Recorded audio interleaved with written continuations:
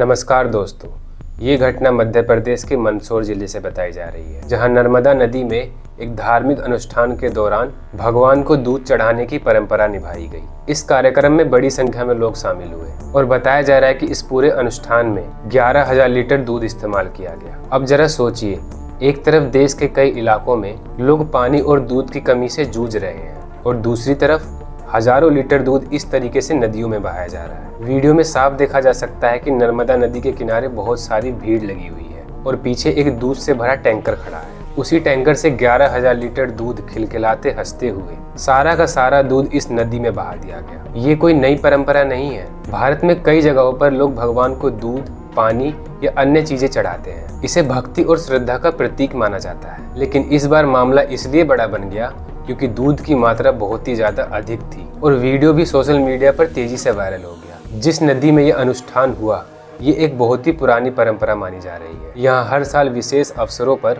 पूजा पाठ और अनुष्ठान होते हैं। भक्तों का मानना है कि भगवान को दूध चढ़ाने से मनोकामनाएं पूरी होती हैं, जीवन में सुख शांति आती है। इसलिए लोग अपनी श्रद्धा के अनुसार दूध लेकर आते हैं और पूरे विश्वास के साथ पूजा करते हैं।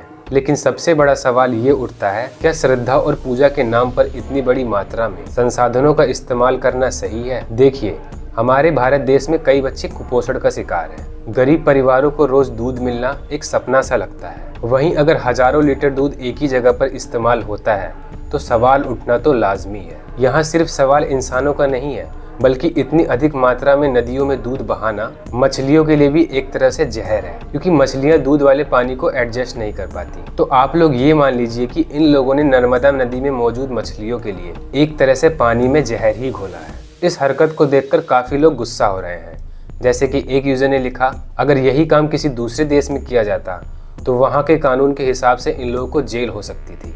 एक और यूजर ने लिखा, अब ये सरासर अनभक्त है। मैं धर्म का सम्मान करता हूँ, लेकिन ये जो हो रहा है ये बिल्कुल भी सही नहीं है।